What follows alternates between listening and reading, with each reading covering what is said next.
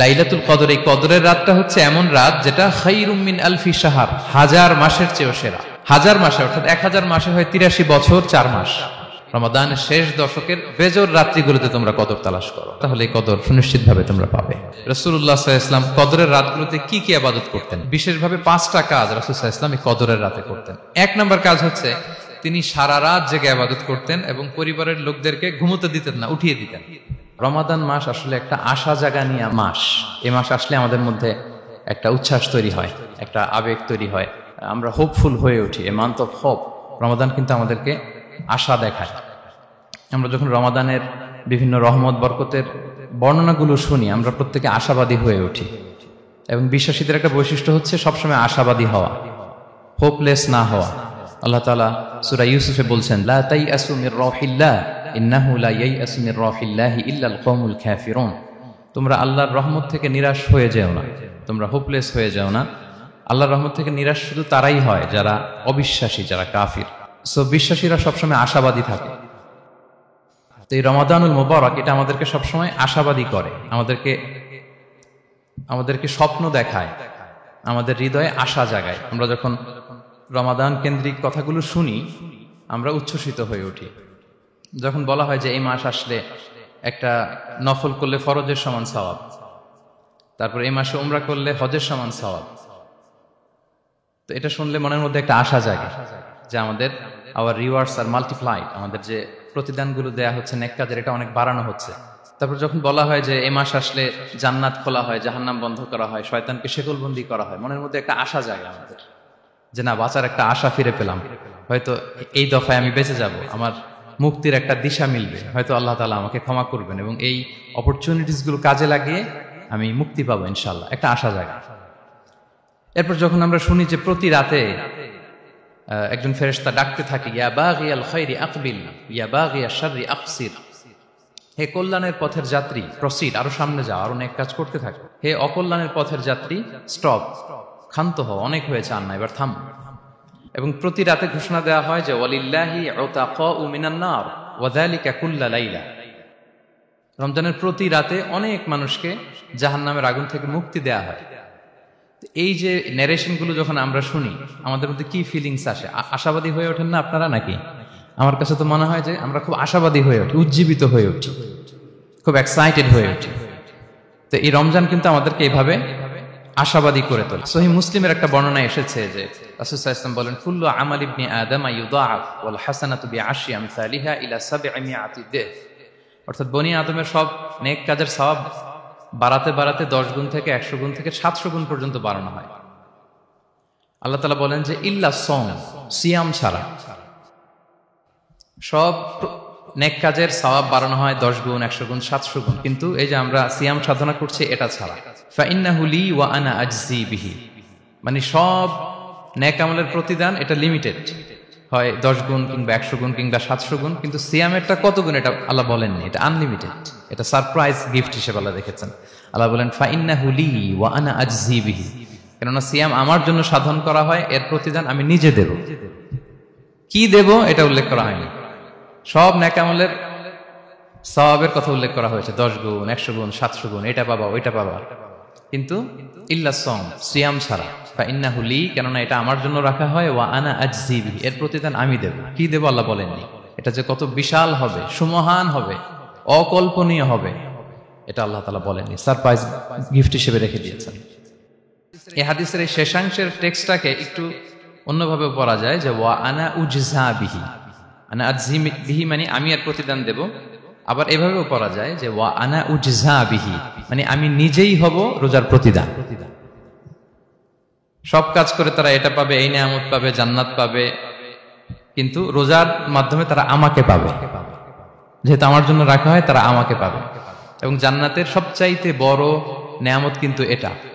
এবং জান্নাতে এমন পরিবেশও ঘটবে যে আল্লাহ তাআলা জিজ্ঞেস করবেন, হে জান্নাতীরা, কোরআনে এবং সুন্নায় যত নিয়ামতের কথা বলা হয়েছিল তোমরা কি সব বুঝে পেয়েছো? সবাই বলবে হ্যাঁ আমরা সব বুঝে পেয়েছি। একজন দাঁড়িয়ে বলবে যে আল্লাহ একটা জিনিস পাইনি, সেটা হচ্ছে আপনাকে পাইনি, আপনার সৌন্দর্য আমরা এখনো দেখিনি। আল্লাহু আকবার। তো সে জান্নাতে সবচাইতে আনন্দ ঘন মুহূর্ত হবে যখন আমরা সরাসরি আল্লাহ তাআলাকে দেখব। এবং এটা রোজার প্রতিদান হিসেবে আল্লাহ সারপ্রাইজ গিফট হিসেবে রেখে দিয়েছেন। সুবহানাল্লাহ বিহামদি। এই বর্ণনাগুলো শুনলে আপনাদের কেমন লাগে বলেন? একটা আশা জাগে মনের ভিতরে, কি বলেন? It gives us hope, it makes us hopeful. তাহলে রমাদান আমাদেরকে আশাবাদী করে। এরপর রাসূল সাল্লাল্লাহু আলাইহি ওয়াসাল্লাম বলেছেন রোজার জন্য দুইটা খুশি রোজাদারদের জন্য, লিসাইমি ফারহাতুন ইনদা ফিতরি, একটা খুশি যখন সে ইফতার করে, যখন সে ইফতার করে এটা একটা আনন্দ, আসলে কিন্তু অনেক আনন্দ। পৃথিবীর কোনো খাবার দাবারের সাথে ইফতারের তুলনা হয় না। অন্যান্য খাবারের মধ্যে নিয়ে আসা হচ্ছে, আমি সালাদ বানাচ্ছি আবার একটু করে খেয়ে ফেলতেছি, আমি একটা কিছু রান্না করতেছি একটু ট্রাই করতেছি, কিন্তু ইফতারের অ্যারেঞ্জমেন্টটা আলাদা, কেউ ট্রাই করতে পারতেছি না, শুধু আনা হচ্ছে, টেবিলে সাজানো হচ্ছে, রাখা হচ্ছে, দোয়া হচ্ছে, বারবার ঘড়ির দিকে তাকানো হচ্ছে কখন সেই মুহূর্তটা আসবে, আসা মাত্রই বিসমিল্লাহ বলে আমরা মুখে দেই। তো এটার আনন্দটাই আলাদা। এবং রোজা শেষে প্রথম যে খাবারটা আমাদের মুখে লাগে এটার যে স্বাদ পৃথিবীর অন্য কোনো খাবারের ওই স্বাদ হয় না। অন্য সময় তো আমরা খেজুর খাই, কিন্তু ইফতারির সময় প্রথম যে খেজুরটা আমরা খাই এটার একটা অন্যরকম তৃপ্তি না? তার মানে জান্নাতের একটা আবহ এখানে, জান্নাতেও এরকম একই রকম খাবার দেওয়া হবে কিন্তু তৃপ্তি স্বাদ আলাদা। উতুবিহি মুতাশাবিহা। দুনিয়াতে যে আমি ওয়াটারমেলন খাচ্ছি, জান্নাতেও নাকি এটাই দেয়া হবে। তো মানুষ প্রশ্ন করবে যে আল্লাহ এটা তো আমরা খেয়েছি, এটা কেন? আল্লাহ বলে এটা খেয়ে দেখো, এটা ওই রকম না, এটার তৃপ্তি আলাদা, এটার স্বাদ আলাদা। তাহলে এটা একটা আমাদের আনন্দ ইফতারির সময়। আর একটা ফারহাতুন ইনদা লিকাই রাব্বি, যখন আমরা আমাদের রবের সাথে সাক্ষাৎ করব, সেটা অনেক বড় আনন্দের হবে। এবং জান্নাতে ঢোকার অনেকগুলো এন্ট্রি আছে, এই যে আমাদের এখানে কয়েকটা এন্ট্রি আছে। জান্নাতের একটা স্পেশাল এন্ট্রি থাকবে সাইমিনদের জন্য, রোজাদারদের জন্য।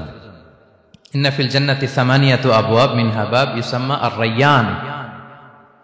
অনেকগুলো দরজা, একটা দরজা আছে নাম হচ্ছে আর-রায়্যান।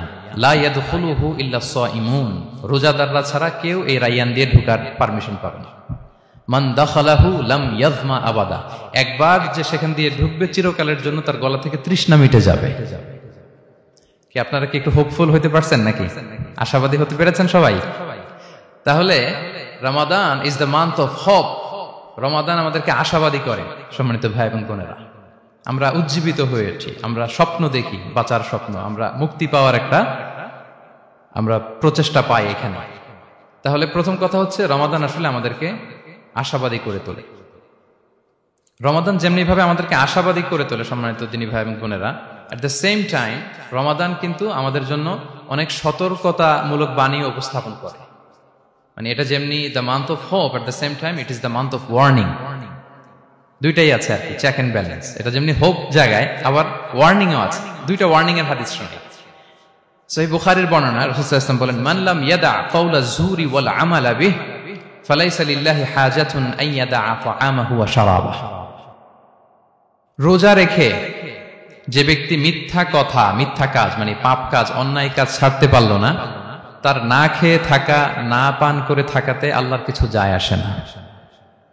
তার ওই রোজার আল্লাহর কোনো প্রয়োজন নাই। এটা জাস্ট উপোস, এটা জাস্ট অনাহার, জাস্ট আমি পানি খাইনি, আমি খাবার দাবার গ্রহণ করিনি, দ্যাটস ইট, এতটুকুই। এতে আল্লাহর কিছু যায় আসে না। এটার কোনো সিগনিফিকেন্স আল্লাহ তাআলার কাছে নাই যে রোজাও রাখলো আবার মিথ্যাও বলে, রোজাও রাখলো আবার গীবত করতেছে, রোজাও রাখে অন্যের জন্য অকল্যাণ কামনা করে, রোজাও রাখে খারাপ কাজ করতেছে, নিষিদ্ধ কাজগুলো করতেছে। তাহলে এই রোজা রাখা না রাখার সমান, এই রোজায় কোনো ফায়দা নাই। একটা ওয়ার্নিং পাওয়া গেছে না এখানে, যে ওয়ার্নিং, রোজা রেখে সাবধান, কোনো পাপ কাজের সাথে জড়ানো যাবে না। আরেকটা ভয়ঙ্কর ওয়ার্নিং, যেটা বেসিকলি রাসূল সাল্লাল্লাহু আলাইহি ওয়াসাল্লামের পক্ষ থেকে গভীর হুঁশিয়ারি এবং বদদোয়া, বেসিকলি খুবই ভয়ঙ্কর এই বর্ণনাটা। মুসনাদে বাজ্জারে হাদিসটা এসেছে, হাদিসটি হাসান পর্যায়ের হাদিস। জাবির ইবনে সামুরা রাদিয়াল্লাহু তাআলা আনহু বলেন, সাইদান নবী সাল্লাল্লাহু আলাইহি ওয়াসাল্লাম আল মিম্বার, রাসূল সাল্লাল্লাহু আলাইহি ওয়াসাল্লাম মসজিদে নববীর মিম্বারে আরোহণ করলেন। ফাকালা আমিন আমিন আমিন, তিনবার তিনি আমিন বললেন, আমিন আমিন আমিন। ফালাম্মা নাযালা সুইলা আন যালিক, যখন নেমে আসলেন জিজ্ঞেস করা হলো, রাসূল সাল্লাল্লাহু আলাইহি ওয়াসাল্লাম আপনি আমিন আমিন আমিন বললেন, এমন তো করতে দেখি না কখনো, কেন বললেন? ফাকালা, রাসূল সাল্লাল্লাহু আলাইহি ওয়াসাল্লাম বললেন, আতানি জিবরিলু, জিবরাইল একটু আগে আমার কাছে এসেছে। ওয়াকাল, এবং বলেছে, রগিমা আনফুমরিইন আদরাকা রমাদানা ফালাম ইউগফার লাহ, ওই ব্যক্তির ধ্বংস হোক যে রমাদান পেল কিন্তু নিজের জীবনের গুনাহ ক্ষমা করাতে পারল না। কুল আমিন, আমাকে আমিন বলতে বলা হলো। ফাকুলতু আমিন, আমি বললাম আমিন। রগিমা আনফুমরিইন যুকিরতা ইনদাহু ফালাম ইউসাল্লি আলাইহি, যার সামনে হে নবী আপনার নাম উচ্চারণ করা হলো কিন্তু সে আপনার উপর দুরূদ পড়ল না। তার ধ্বংস। আমি বললাম আমিন। রগিমা আনফু রাজুলিন আদরাকা ওয়ালিদাইহি আও আহাদাহুমা ফালাম ইউগফার লাহ, যে ব্যক্তি তার পিতামাতা উভয়কে পেল কিংবা দুজনের একজনকে পেল কিন্তু তাদের সেবা শুশ্রূষা, তাদের প্রতি ইহসান করে, তাদের খেদমত করে সে ক্ষমা পেল না, আল্লাহর পক্ষ থেকে ক্ষমা অর্জন করতে পারলো না, তার জন্য ধ্বংস। আমি বললাম আমিন। সম্মানিত সুধী, রাসূল সাল্লাল্লাহু আলাইহি ওয়াসাল্লামের পক্ষ থেকে বদদোয়া, হুঁশিয়ারি এবং তাদের ধ্বংসের জন্য রাসূল সাল্লাল্লাহু আলাইহি ওয়াসাল্লাম আমিন বলেছেন। কে আমিন বলেছেন বলেন তো সবাই? কে বলেছেন?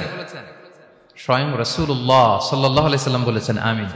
রগিমা আনফু ইমরিইন আদরাকা রমাদানা ফালাম ইউগফার লাহ, ওই ব্যক্তির ধ্বংস যে রমাদান পেল কিন্তু নিজের গুনাহ ক্ষমা করাতে পারল না। এবার কি একটু ভয় লাগতেছে? এতক্ষণ তো খুব হোপফুল ছিলাম আমরা, এখন কেমন মনে হচ্ছে আপনাদের বলেন? রমাদান পেলাম কিন্তু মুক্তি নিশ্চিত করতে পারলাম না, ক্ষমাপ্রাপ্ত বান্দাদের যে লিস্ট ওখানে নিজের নাম তুলতে পারলাম না, তাদের জন্য ধ্বংস। এবং এই বদদোয়া করে স্বয়ং রাসূলুল্লাহ সাল্লাল্লাহু আলাইহি ওয়াসাল্লাম বলেছেন আমিন। তো এই দোয়া তো সুনিশ্চিতভাবে আল্লাহ তাআলার কাছে কবুল। এই ব্যাপারটা কিন্তু খুবই ভয়ঙ্কর। It's a reminder for me and for all of you. আমরা যেন আমাদের প্রত্যেক কাজের মধ্য দিয়ে রমাদানে এটা ভাবি যে আমি ক্ষমাপ্রাপ্ত বান্দাদের অন্তর্ভুক্ত হতে পারলাম কিনা, এই রমাদানে ইবাদতের মধ্য দিয়ে আমি আল্লাহর ক্ষমা, মুক্তি, জাহান্নাম থেকে মুক্তি নিশ্চিত করতে পারলাম কিনা, এটা কিন্তু আমাদেরকে বারবার খেয়াল রাখতে হবে।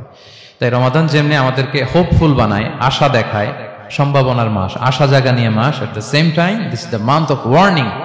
এটা কিন্তু সতর্কতার মাস, সতর্কতা বাণী প্রদান করেছেন বিষ্ণু ইসলাম। রমাদান পেয়ে যারা ক্ষমা পেল না তাদের জন্য ধ্বংস। আল্লাহ তাআলা যেন আমাদেরকে ওই কাতারে না ফেলে। আল্লাহুম্মা জাআলনা মিন উতাকাইকা মিনান নার ফি শাহরি রমাদান, আল্লাহুম্মা আমিন। যারা ক্ষমাপ্রাপ্ত বান্দা হবে আমরা যেন তাদের অন্তর্ভুক্ত হতে পারি, আল্লাহ তুমি কবুল করো। আমরা সবাই পড়ি আমিন। পাশাপাশি সম্মানিত সুধী, আমাদের মুহতারাম ইউসুফ স্যার খুব সুন্দর করে, খুব সংক্ষেপে তাকওয়ার ব্যাপারে বলছিলেন। আসলে এই রমাদানে আমাদের সব ইবাদতের মধ্য দিয়ে এটা আমাদেরকে খেয়াল করতে হবে যে আমাদের রোজার মূল উদ্দেশ্যটা হাসিল হচ্ছে কিনা, দ্য প্রাইম অবজেক্টিভ, যেটা আল্লাহ আয়াতের শেষাংশে বলেছেন লাআল্লাকুম তাত্তাকুন, যাতে করে তোমরা আল্লাহ সচেতন হতে পারো, গড কনশাস হতে পারো। এটা হচ্ছে দ্য প্রাইম অবজেক্টিভ অফ সিয়াম। অনেকে বলে যে রোজার মূল উদ্দেশ্য হচ্ছে না খেয়ে থাকা, মানে ক্ষুধার যন্ত্রণা উপলব্ধি করা। No, it's not the prime objective of সিয়াম। অনেকে মনে করে যে গরিবদের কেমন কষ্ট হচ্ছে এটা উপলব্ধি করা হচ্ছে রোজার মূল উদ্দেশ্য। এরকম অনেক উদ্দেশ্যের কথা বলে, এগুলো একটাও কিন্তু রোজার প্রাইম অবজেক্টিভ না। প্রাইম অবজেক্টিভ আল্লাহ তাআলা বলে দিয়েছেন লাআল্লাকুম তাত্তাকুন, মানে যাতে করে তোমরা আল্লাহ ভীরু হতে পারো। সো আমাদের সিয়াম, কিয়াম, আমাদের সমস্ত প্রচেষ্টার মধ্য দিয়ে এই লাআল্লাকুম তাত্তাকুন অ্যাচিভ হচ্ছে কিনা এটা আমাদেরকে খেয়াল করতে হবে।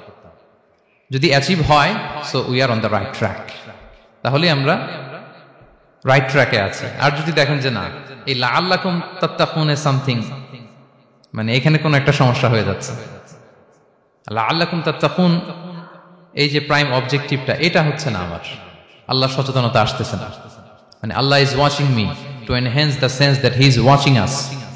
এই সেন্সটা নিজেদের মধ্যে ডেভেলপ করা যে কেউ না দেখলো আল্লাহ কিন্তু দেখে। এই চিন্তাটা, এই সেন্সটা যদি আমাদের মধ্যে ডেভেলপ করে প্রতিনিয়ত আমাদের প্রত্যেকটা কাজের মধ্য দিয়ে, তাহলে এভরিথিং ইজ ফাইন। আর যদি মনে হয় যে না লাআল্লাকুম তাত্তাকুন অ্যাচিভ হচ্ছে না, তাহলে আমাদেরকে একটু রিভাইজ করতে হবে। 17টা রমাদান আমরা কাটিয়েছি, আমাদের যদি লাআল্লাকুম তাত্তাকুন অ্যাচিভ না হয়, আল্লাহর ভয়, আল্লাহর সচেতনতা, তাহলে আমাদেরকে নতুন করে আবার ভাবতে হবে প্রিয় সুধী।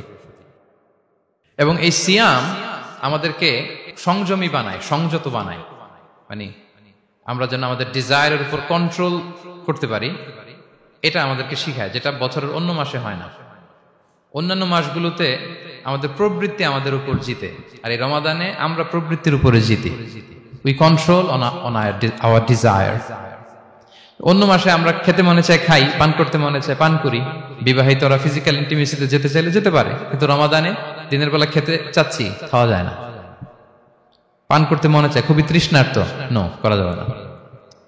হালাল পন্থায় বৈধভাবে দিনের বেলা বিবাহিতরা কোনো ইন্টিমেসিতে যেতে পারবে না। তাহলে আমরা প্রবৃত্তির উপর কন্ট্রোল করতে শিখি। সারা বছর প্রবৃত্তি, ডিজায়ার, এটা আমাদের উপর কন্ট্রোল করে, আমাদের উপর জিতে। আর রমাদানে আমরা প্রবৃত্তির উপর জিতি। সো এই প্রবৃত্তিকে আমরা কন্ট্রোল করতে পারতেছি কিনা এটা আমাদেরকে খেয়াল রাখতে হবে আমাদের সমস্ত কাজকর্মের মধ্য দিয়ে। পাশাপাশি এই সিয়াম আমাদেরকে মুক্ত হস্তে দান করতে শিখায়, বেশি বেশি করে চ্যারিটি করা, দান করা। এবং হাদিসে এসেছে যে রাসূল সাল্লাল্লাহু আলাইহি ওয়াসাল্লাম তিনি সবচাইতে বেশি দানশীল হয়ে উঠতেন রমাদানে। ওয়া কানা আজওয়াদু মা ইয়াকুনু ফি রমাদান, সবচাইতে দানশীল হয়ে উঠতেন। আজওয়াদু বিল খাইরি মিনার রিহিল মুরসালা, প্রবাহিত বাতাসের চাইতেও বেশি দানশীল হয়ে ওঠেন। প্রবাহিত বাতাস যেমনি সবার গায়ে ঠান্ডা শীতল বাতাস দেয়, এখানে মুসলিম অমুসলিম বিশ্বাসী অবিশ্বাসী কাফির কোনো ভেদাভেদ নেই, সবাই এটার উপকার পায়। তেমনি রমাদান আসলে রাসূল সাল্লাল্লাহু আলাইহি ওয়াসাল্লাম এত বেশি বদান্যতা দানশীলতার মধ্যে দেখা যেত, কোনো ভেদাভেদ ছিল না, অনেক বেশি দান করতেন এবং দান করতে উৎসাহিত আমাদেরকে করেছেন। এটা আম ইফতার শেয়ার করা, ফুড শেয়ার করা, রাসূল সাল্লাল্লাহু আলাইহি ওয়াসাল্লাম অনেক উৎসাহিত আমাদেরকে করেছেন। এক ঢোক দুধ খাইয়ে, একটা খেজুর খাইয়ে, এক ঢোক পানি খাইয়েও যদি আমরা কোনো রোজাদারকে ইফতার করাই, সে রোজা রেখে যে সওয়াব, সে সওয়াব আল্লাহ তাআলা আমাকেও দিবে।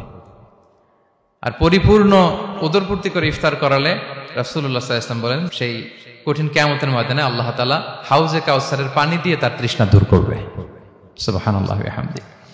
পাশাপাশি সিয়াম আমাদের কমিউনাল স্পিরিটটাকে বাড়ায়। এই যে স্যার বলতেছিলেন যে আমাদের ছাত্ররা ইউনাইটেড, আমাদের টিচার্স কমিউনিটি ইউনাইটেড, পুরো বাংলাদেশ কমিউনিটি ইউনাইটেড।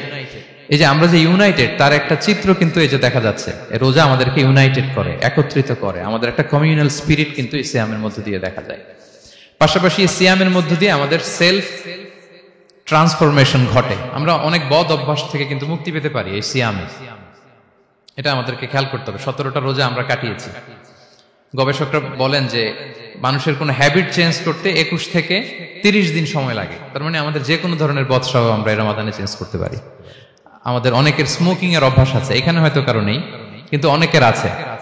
এই রমাদানে কিন্তু আমাদের একটা অপরচুনিটি স্মোকিং থেকে নিজেদেরকে বাঁচানোর। সো আমাদের এই ব্যাড হ্যাবিট গুলো যেন এগুলো থেকে আমরা বেঁচে থাকতে পারি। সম্মানিত সুধী, আমি এবার যেই আয়াত দিয়ে আমার আলোচনাটা শুরু করেছিলাম, অর্থাৎ লাস্ট 10 days অফ রমাদানে যে আমাদের যে লাইলাতুল কদর, এটা হচ্ছে ক্রিম টাইম অফ রমাদান, রমাদানের সবচাইতে মোক্ষম সময় আল্লাহ তাআলার নৈকট্য পাওয়ার, সেটা নিয়ে কিছু কথা বলবো ইনশাআল্লাহ বিইذنিল্লাহ। সম্মানিত সুধী, রাসূলুল্লাহ সাল্লাল্লাহু আলাইহি ওয়াসাল্লাম একবার খুব আফসোস করছিলেন।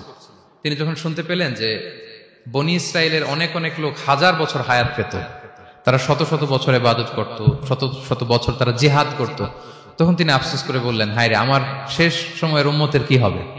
কারণ তিনি বলেছেন যে আমারু উম্মতি মা বাইনা 60 ইলা 70, আমার উম্মতের গড় বয়স হচ্ছে 60 থেকে 70। ওয়া আকাল্লুহুম মান ইয়াজুজু যালিক, খুব অল্প সংখ্যক লোকই এর চেয়ে বেশি হায়াত পায়। রাসূল সাল্লাল্লাহু আলাইহি ওয়াসাল্লাম যখন দেখলেন যে শত শত বছর হায়াত পেয়েছে বনি ইসরাইলের লোকেরা, বনি ইসরাইলের ওরা শত শত বছর জিহাদ করেছে, তো আমার উম্মত তো 60 বছরে তার হায়াতই শেষ, 60 থেকে 70-এর মধ্যে তার জীবনই শেষ, তো আমার গুনাহগার উম্মতের কি হবে? রাসূল সাল্লাল্লাহু আলাইহি ওয়াসাল্লাম খুব আফসোস করছেন। তো রাসূলুল্লাহ সাল্লাল্লাহু আলাইহি ওয়াসাল্লামের এই চিন্তা, এই উদ্বিগ্নতা দূর করার জন্য আল্লাহ তাআলা সূরাতুল কদর নাযিল করলেন এবং বললেন যে ইন্না আনসালনাহু ফি লাইলাতিল কদর ওয়া মা আদরাকা মা লাইলাতুল কদর লাইলাতুল কদরি খায়রুম মিন আলফি শাহর। লাইলাতুল কদর, এই কদরের রাতটা হচ্ছে এমন রাত যেটা খায়রুম মিন আলফি শাহর, হাজার মাসের চেয়েও সেরা। 1000 মাস লাগাতার ইবাদত করলে যে সওয়াব, কদরের রাতে ইবাদত করলে এর সমান সওয়াব হবে নাকি? সমান হবে না। আল্লাহ তাআলা বলেছেন খায়রুম মিন আলফি শাহর, না, এর চেয়েও শ্রেষ্ঠ, এর চাইতেও বেশি। 1000 মাসে, অর্থাৎ 1000 মাসে হয় 83 বছর 4 মাস। তো কদরের রাতে যদি আমরা ইবাদত করি তাহলে 83 বছর 4 মাস ইবাদত করলে যে সওয়াব, সে সওয়াব আল্লাহ তাআলা আমাদের আমলনামায় নসিব করবেন। তো আমরা যেন এই কদরের রহমত বরকত থেকে যেন আমরা বঞ্চিত না হই। তো রাসূল সাল্লাল্লাহু আলাইহি ওয়াসাল্লামকে সান্ত্বনা দেওয়ার জন্য যে, হে নবী, আপনি চিন্তিত হবেন না, বনি ইসরাইলের অনেক লোক হাজার বছর হায়াত পেয়েছে, শত শত বছর ইবাদত করেছে, জিহাদ করেছে, তারা হায়াত পেয়েছে বেশি কিন্তু তারা কদর পায়নি। আর আপনার উম্মতকে আমি হায়াত দিয়েছি কম, কিন্তু তাদেরকে কদর দিয়েছি। সুবহানাল্লাহি ওয়া বিহামদিহি, লাইলাতুল কদর দিয়েছি, যে কদরের রাত 1000 মাসের চেয়েও সেরা। তো এই কদরের রাতকে আবার লাইলাতুন মুবারাকাও বলা হয়েছে। ইন্না আনসালনাহু ফি লাইলাতিন মুবারাকা, এটা বরকতময় রাত। ফিহা ইউফরাকু কুল্লু আমরিন হাকিম, সব বিজ্ঞোচিত প্রাজ্ঞোচিত বিষয়ের ফয়সালা হয়। এটা বেসিক্যালি একটা বাজেট রাত বলা যায়। এ রাতে আগামী 1 বছরে আমাদের কি ঘটবে না ঘটবে আল্লাহ তাআলা এটার বাজেট করেন, এটাকে রিভাইজ করেন। সো এই রাতটা অনেক গুরুত্বপূর্ণ। তো এই কদরের রাত, এটা কবে? এটা স্পেসিফিক ছিল, মানে সুনির্দিষ্ট ছিল। রাসূল সাল্লাল্লাহু আলাইহি ওয়াসাল্লাম আমাদেরকে জানাতে চেয়েছিলেন কবে, কিন্তু রাসূল সাল্লাল্লাহু আলাইহি ওয়াসাল্লাম জানাতে পারেননি। সহিহ বুখারীতে এসেছে যে রাসূল সাল্লাল্লাহু আলাইহি ওয়াসাল্লাম খারাজান নবী সাল্লাল্লাহু আলাইহি ওয়াসাল্লাম লিয়ুখবিরানা বিলাইলাতিল কদর। উবাদা ইবনে সামিত রাদিয়াল্লাহু তাআলা আনহু বলেন, রাসূল সাল্লাল্লাহু আলাইহি ওয়াসাল্লাম আমাদেরকে জানাতে বের হয়েছিলেন যে কবে কদরের রাতটা। ফাতালাহা রাজুলান মিনাল মুসলিমিন, হঠাৎ মুসলমানদের মধ্য থেকে 2 জন ঝগড়া লাগলো, তর্ক লাগলো আর কি। রাসূল সাল্লাল্লাহু আলাইহি ওয়াসাল্লাম হঠাৎ করে ওই ঝগড়ার দিকে খেয়াল করলেন। ওইদিকে খেয়াল করে ওই তারিখটার কথা তিনি ভুলে গেলেন। ফারুফিআত, রাসূল সাল্লাল্লাহু আলাইহি ওয়াসাল্লাম বললেন আমার হৃদয় থেকে, অন্তঃকরণ থেকে এটাকে উঠিয়ে নেওয়া হলো। এখন আমি মনেই করতে পারছি না এটা কি 23 না 25 না 27 না 29, আমি মনে করতে পারছি না। এজন্য রাসূল সাল্লাল্লাহু আলাইহি ওয়াসাল্লাম বলেছেন যে তবে আমি এতটুকু মনে করতে পারছি, ফালতামিসুহা ফিল আশরিল আওয়াখিরি ফিল বিত্রি, রমাদানের শেষ দশকের বেজর রাত্রিগুলোতে তোমরা কদর তালাশ করো। বেজর রাতে যদি তোমরা কদর তালাশ করো তাহলে এই কদর সুনিশ্চিতভাবে তোমরা পাবে। তো এই জন্য স্কলাররা সবসময় বলেন যে লাস্ট 10 days অফ রমাদান খুব গুরুত্বপূর্ণ, সবচেয়ে the cream time of Ramadan. I repeat, এটা রমাদানের একেবারে মাহেন্দ্রক্ষণ। এই 10 দিনের যে কোনো 10 রাতের যে কোনো রাত কদর হয়ে যেতে পারে, বিশেষ করে অড নাইটস গুলো 21, 23, 25, 27 এবং 29, যে কোনো দিন হয়ে যেতে পারে কদর। তো বুদ্ধিমানের কাজ হচ্ছে আমরা যেন রমাদানের শেষ 10 রাতে লাগাতার একইভাবে একই স্পিডে আমরা যেন ইবাদত করি। কোন রাতে বেশি করলাম, হয়তো 27-এর রাতে আমি খুব ভাব গাম্ভীর্য নিয়ে খুব আবেগ নিয়ে ইবাদত করলাম, কিন্তু হয়ে যেতে পারে যে এবছর কদর ছিল 25-এর রাত, হতে পারে না? পারে। তো আমরা তো মিস করে ফেললাম। তো আমরা যেন মিস না করি, বুদ্ধিমানের কাজ হবে সমান তালে ইবাদত করা। এবং এটা এত গুরুত্বপূর্ণ, রাসূল সাল্লাল্লাহু আলাইহি ওয়াসাল্লাম এত এমফাসাইজ করে কোন রাতের কথা বলেনি। আরবি মাস অনুযায়ী 354টা রাতের মধ্যে সবচাইতে শ্রেষ্ঠ রাত, সবচাইতে শ্রেষ্ঠ রাত সূর্য ডোবার পর থেকে হাত্তা মাতলাইল ফাজর, ফজরের সূচনা লগ্ন পর্যন্ত শান্তিময় এ রাত, বরকতের এ রাত। রাসূল সাল্লাল্লাহু আলাইহি ওয়াসাল্লাম বলেছেন মান হুরিমা খাইরাহা ফাকাদ হুরিম, যে কদরের বরকত থেকে, খায়ের থেকে বঞ্চিত হলো সে আসলেই বঞ্চিত। হি ইজ দ্য লুজার, সে হতভাগা, সে পোড়া কপাল, সে বঞ্চিত। মান হুরিমা খাইরাহা ফাকাদ হুরিম, যে কদর পেল না সে হতভাগা। এখন আমরা কি হতভাগা হতে চাই? আমরা তো শুরুতে অনেক হোপফুল ছিলাম, এত এত ব্লেসিংস, এত এত বরকত, রহমতের ফলগু ধারায় আমরা প্লাবিত হচ্ছি রমাদানে। তা আমরা তো হতভাগা হতে চাই না।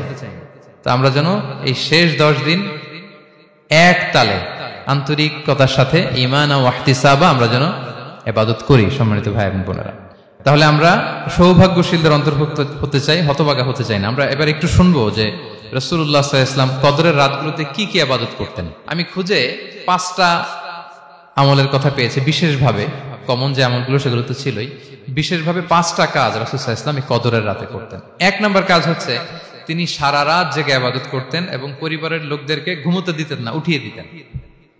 বছরের অন্য কোন সময়ে সারা রাত জেগে ইবাদত করার কোন নজির রাসূল সাল্লাল্লাহু আলাইহি ওয়াসাল্লামের জীবনে ছিল না, সব রাতে ঘুমাতেন।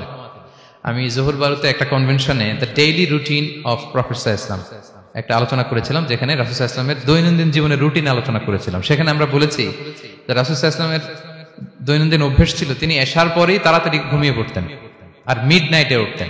রাসূল সাল্লাল্লাহু আলাইহি ওয়াসাল্লামের কর্মদিবস শুরু হতো মিড নাইটে, আমাদের তো সকালে কারো আরো অনেক পরে শুরু হয়। রাসূল সাল্লাল্লাহু আলাইহি ওয়াসাল্লামের কর্মদিবস শুরু হতো বেসিক্যালি মিড নাইটে।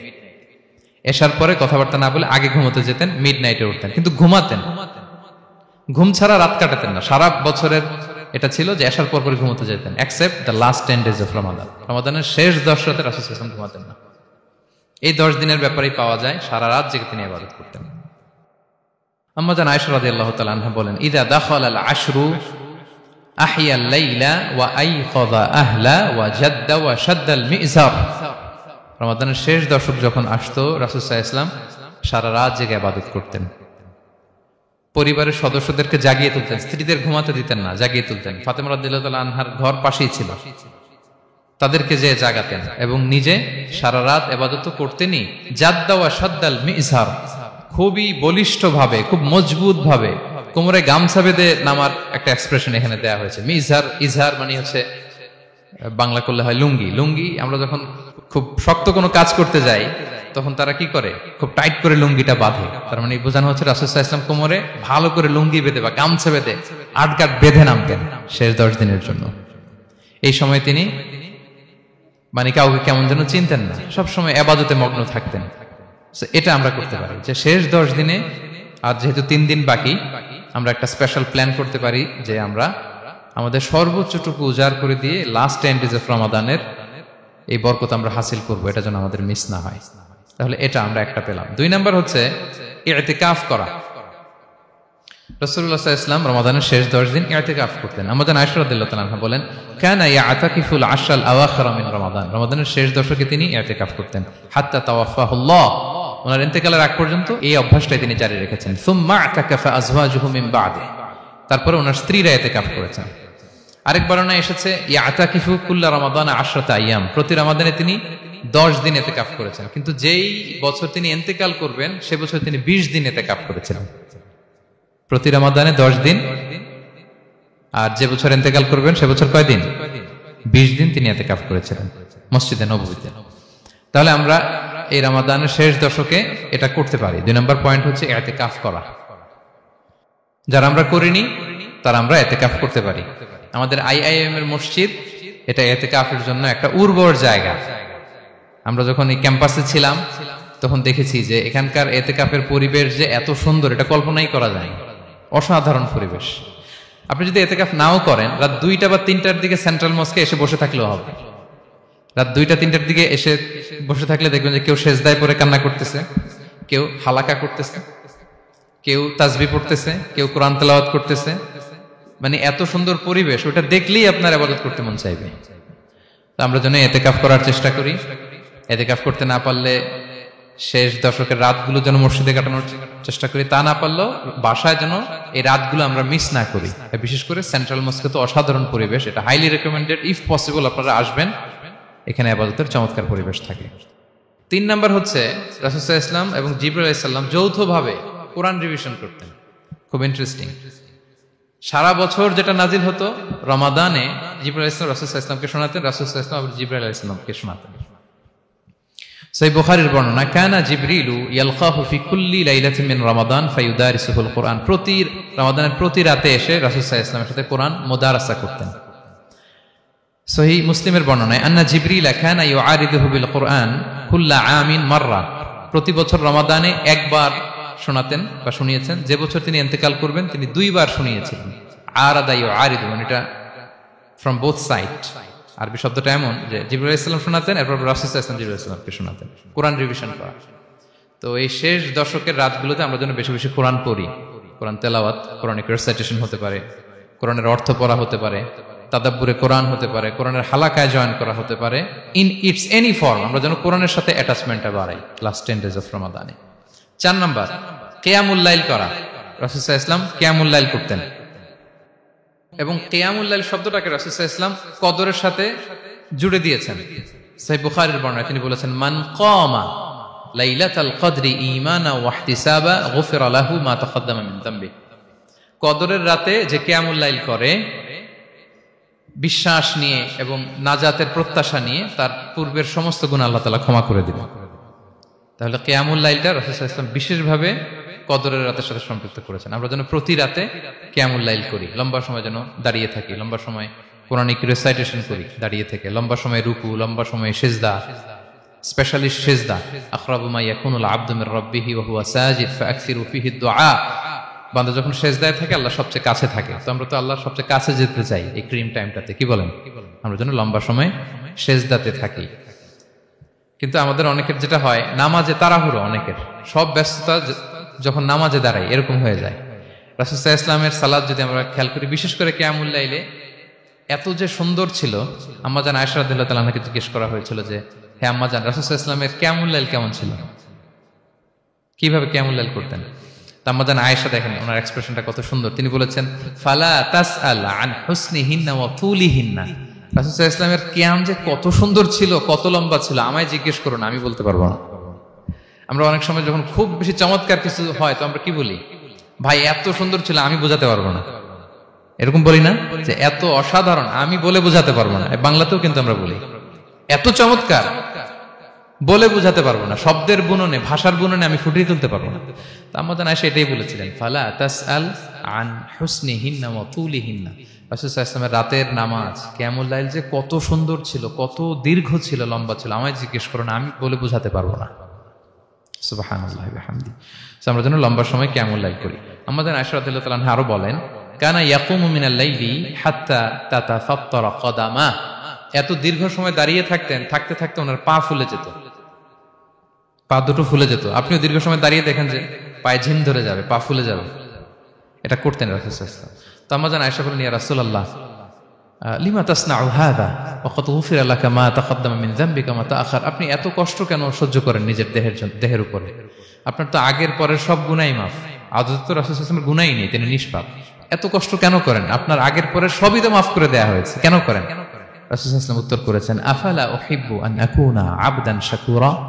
আয়েশা, আমি কি শুকরগুজার বান্দা হতে পছন্দ করব না? আল্লাহ তাআলা আমাকে তার রহম এবং করমে সব মাফ করে দিয়েছেন, কিন্তু আমি কি শুকরগুজার হব না?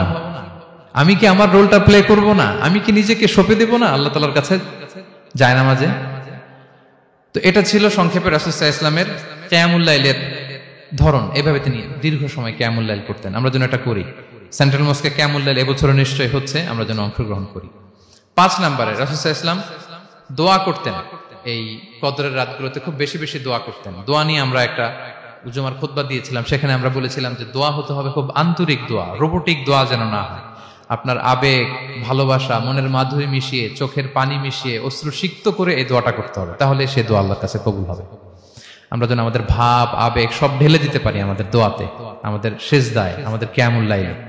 এবং যে কোনো ভাষায় কোরআনিক দোয়াগুলো রেকমেন্ডেড, হাদিসের মাসুরগুলো রেকমেন্ডেড।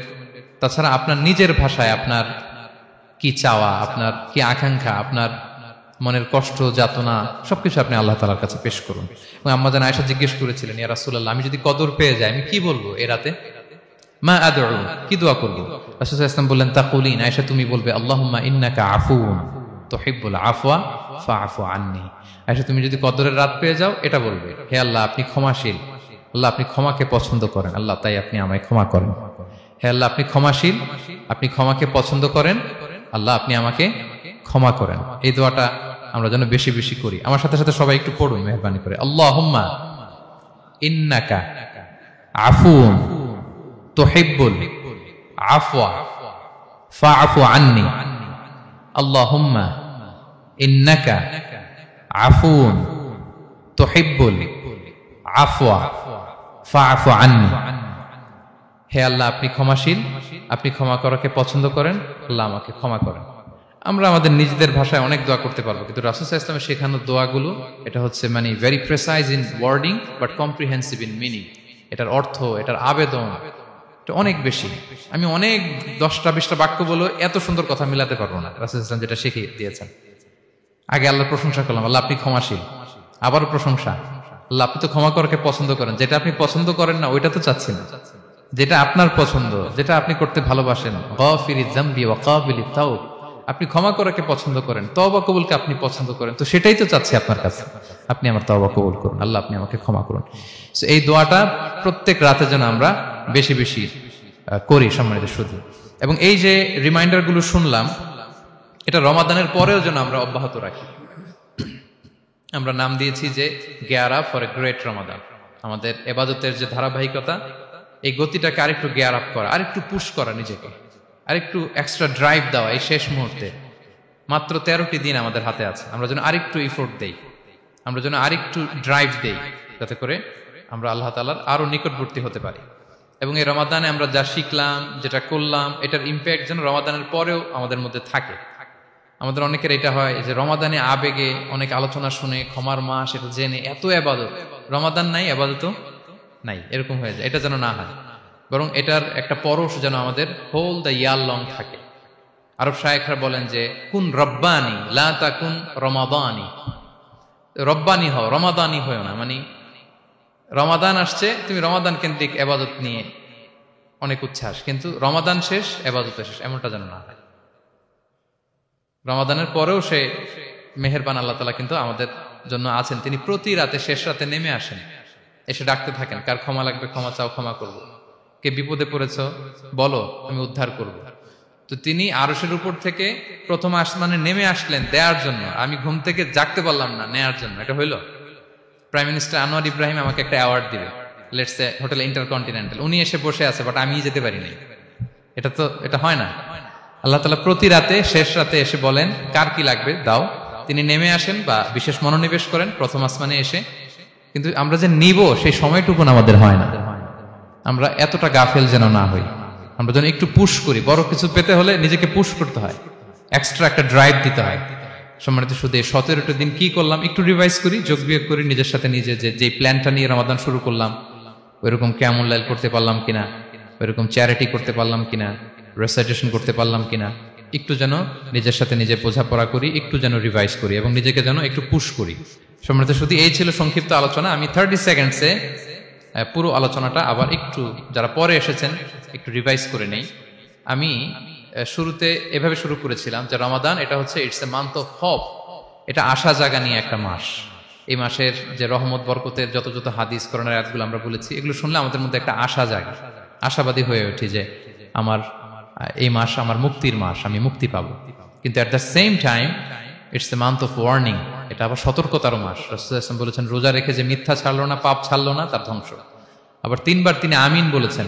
বেসিক্যালি এটা একটা বদদোয়া যে মান আদরাকা রমাদান ওয়া লাম ইগফার লাহ, যে রমাদান পেয়েও নিজের গুনাহ ক্ষমা করতে পারলো না, তার ধ্বংস। সো আমরা আশাবাদী হব। আল ঈমানু বাইনাল খাউফি ওয়ার রাজা, বিশ্বাস হচ্ছে আমার মধ্যে ভীতিও কাজ করবে, আবার আমার মধ্যে একটা হোপ থাকবে, এটাই ঈমান। সো আমরা যেন এই ওয়ার্নিং গুলো আমাদের মাথায় রাখি যে আমরা যেন আল্লাহর নৈকট্যপ্রাপ্ত বান্দা হতে পারি, ক্ষমাপ্রাপ্তদের অন্তর্ভুক্ত যেন আমরা হতে পারি। এরপরে আমরা বলেছিলাম যে লাআল্লাকুম তাত্তাকুন অ্যাচিভ হচ্ছে কিনা আমাদের প্রত্যেক কাজে এটা খেয়াল করতে হবে। আমাদের সম্মানিত ইউসুফ স্যার খুব সুন্দর করে এটা বলেছেন যে আল্লাহর সচেতনতা, আল্লাহর ভয়, to build up the sense that Allah is watching me, এই সেন্সটা আমার সব কাজের মধ্যে থাকতে হবে। যদি লাআল্লাকুম তাত্তাকুন অ্যাচিভ হয়, সাকসেসফুল, একটা সাকসেসফুল প্রোডাক্টিভ রমাদান আমরা কাটাচ্ছি।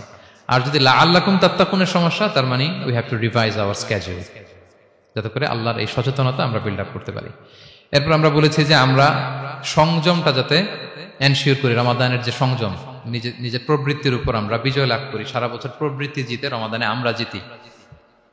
এরপর আমরা চ্যারিটির কথা বলেছি। রাসূল সাল্লাল্লাহু আলাইহি ওয়াসাল্লাম খুব জেনারাস হয়ে যেতেন রমাদানে, আমরা যেন আমাদের দানের হাতকে আরো প্রশস্ত করি এবং রমাদানে আমাদের কমিউনাল স্পিরিট চলে আসে, আমাদের বেসিক্যালি একটা সেলফ ট্রান্সফরমেশন হয়। অনেক বদ অভ্যাস আমরা রমাদানে ত্যাগ করি, বাকি মাসেও যেন এটা আমরা কন্টিনিউ করি। আর সব শেষে আমরা লাস্ট 10 ডেজ অফ রমাদানের গুরুত্ব নিয়ে বলেছিলাম যে রাসূল সাল্লাল্লাহু আলাইহি ওয়াসাল্লাম খুব হতাশ হয়ে পড়েছেন যে অন্য নবীর উম্মতেরা অনেক হায়াত পেয়েছে, আমরা পেলাম 60-70, তো আমার গুনাহগার উম্মত কি করবে? আল্লাহ বলেন লাইলাতুল কদর খায়রুম মিন আলফি শাহর, নবী হে আপনার উম্মতের জন্য আমি কদরের রাত দিয়েছি, যে এক রাতে ইবাদত করলে 1000 মাসের চেয়েও বেশি সওয়াব তারা পেয়ে যাবে। সো এই কদরের রাত যেন আমরা মিস না করি। কোনটা কদরের রাত? আমরা বলেছিলাম শেষ 10 দিন সমান তালে ইবাদত করব। বিশেষ করে আমরা গুরুত্ব দিব অড নাইটস গুলোতে, 21, 23, 25, 27, 29 আমরা গুরুত্ব দিব। এবং রাসূল সাল্লাল্লাহু আলাইহি ওয়াসাল্লাম বলেছেন মান হুরিমা খায়রাহা ফাকাদ হুরিম, যে কদরের বরকত মিস করলো সে বঞ্চিত, সে হতভাগা, হি ইজ দ্য লুজার। আমরা যেন লুজার না হই, আমরা যেন গেইনার হই এই বরকতের মাসে। এবং সবশেষে আমি বলেছিলাম রাসূল সাল্লাল্লাহু আলাইহি ওয়াসাল্লাম স্পেশালি 5টা আমল করতেন, সারা রাত জাগতেন, ফ্যামিলি মেম্বারসদের জাগিয়ে তুলতেন, উৎসাহিত করতেন এবং কোমরে গামছা বেঁধে নামতেন। এরকম ইবাদতের স্পৃহা অন্য কখনো রাসূল সাল্লাল্লাহু আলাইহি ওয়াসাল্লামের মধ্যে দেখা যেত না, যেমনটা শেষ দশকে তিনি করতেন। ইতিকাফ করতেন তিনি, আর ইতিকাফ করলে কদর মিস হওয়ার সম্ভাবনা নেই। এটা 21-এ হোক, 25-এ হোক, 23-এ হোক, আমি তো মসজিদে, আমি তো কিয়ামুল লাইলে অংশগ্রহণ করতেছি, আমি তেলাওয়াত করতেছি, আমি প্রতিদিনই দোয়া করতেছি, মিস হওয়ার কোনো সম্ভাবনা নেই। আমরা যেন ইতিকাফের চেষ্টা করি, অথবা পার্ট টাইম ইতিকাফ যেন অন্তত করি 5 দিন, 3 দিন, অথবা রাতের সময়গুলো মসজিদে যেন আমরা কাটাই। 3 নম্বর বলেছিলাম রাসূল সাল্লাল্লাহু আলাইহি ওয়াসাল্লাম, জিবরাইল আলাইহিস সালাম কোরআন রিভিশন করতেন, আমরা যেন কোরআন রিভাইজ করি, রেসাইটেশন করি বেশি মাত্রায় শেষের 10 দিন। কিয়ামুল লাইল ফালা তাসআল আন হুসনিহিন্না ওয়া তুলিহিন্না, কত সুন্দর কিয়ামুল লাইল ছিল বলে বোঝানো যাবে না। তো আমরা যেন এরকম দীর্ঘ সময় কিয়ামুল লাইল করি। আর সবশেষে বলেছিলাম দোয়া করা। দোয়া করা হচ্ছে দোয়া মুমিনের হাতিয়ার। দোয়া মানুষের জীবন চেঞ্জ করে দিতে পারে। চাওয়ার মতো চাইলে আল্লাহ ফেরান না, আল্লাহ তো দেওয়ার জন্যই বসে আছেন। আমরা যেন কায়মনো বাক্যে আল্লাহ তাআলার কাছে চাই, অশ্রুসিক্ত নয়নে যেন আমরা চাই। অনুতপ্ত বান্দার চোখের পানির ফোঁটা আল্লাহর কাছে খুব প্রিয়। 2 ফোঁটা আল্লাহর কাছে সবচেয়ে প্রিয়, জিহাদের ময়দানে মুজাহিদের রক্তের ফোঁটা আর অনুতপ্ত বান্দার চোখের পানির ফোঁটা। বান্দা অনুতপ্ত হয়ে, রিপেন্টেন্ট হয়ে চোখের পানি ছেড়ে যখন কাঁদে আর দোয়া করে, ওই চোখের পানি চোখ বেয়ে, নাকের ডগাবে, মাটিতে পড়ার আগেই আল্লাহ তার সব গুনাহ মাফ করে দেয়। আমরা যেন সেই অনুতপ্ত বান্দাদের কাতারে শামিল হতে পারি। রাসূল সাল্লাল্লাহু আলাইহি ওয়াসাল্লাম যেভাবে কিয়ামুল লাইল করতে আমাদেরকে উৎসাহিত করেছেন, আমরা যেন সেভাবে কিয়ামুল লাইল করতে পারি। আমাদের প্রতিটি কাজের মধ্য দিয়ে লাআল্লাকুম তাত্তাকুনের যে অ্যাচিভমেন্ট, সেটা যেন আমাদের হাসিল হয় এবং এই রমাদানকে যেন আমরা আমাদের জীবনের সর্বশেষ রমাদান মনে করি। আমাদের চিফ ইমাম অফ সেন্ট্রাল মস্ক ইমাম রমাদান সুবকি নামাজের আগে একটা সুন্দর কথা বলেন যে পারফর্ম দিস সালাহ as if this is your last and final prayer. এমন ভাবে নামাজে দাঁড়াও মনে করো এটাই হতে পারে জীবনের শেষ নামাজ। রাসূল সাল্লাল্লাহু আলাইহি ওয়াসাল্লাম এটাই বলেছেন। সো আমরা বিগত বছরগুলোতে আমাদের অনেক প্রিয়জনদের হারিয়েছি এই কোভিডের কারণে। এবছর আল্লাহর মেহেরবানি বাংলাদেশ আইএম কমিউনিটির এই চমৎকার আমাদের সম্মানিত শিক্ষক মন্ডলীদের প্রচেষ্টা, ছাত্র ভাইদের প্রচেষ্টায় এই চমৎকার জান্নাতি পরিবেশে ইফতারের আগে আমরা একত্রিত হয়েছি। আবারও আগামী বছর আমরা এরকম কোনো গ্যাদারিং এ জয়েন করতে পারবো, কোনো গ্যারান্টি কি আমাদের আছে? নাই। It could be the last Ramadan in our life. So আমরা যেন এটা সবসময় মাথায় রাখি যে হতে পারে this is our last chance, এটাই লাস্ট চান্স, এবং এই অপরচুনিটিগুলো যেন আমরা কাজে লাগাই এবং আল্লাহ তাআলার প্রিয় বান্দাদের অন্তর্ভুক্ত হই। আল্লাহ তাআলা আমাদের সবাইকে এই কথাগুলো বোঝার ও আমল করার তৌফিক দান করুক।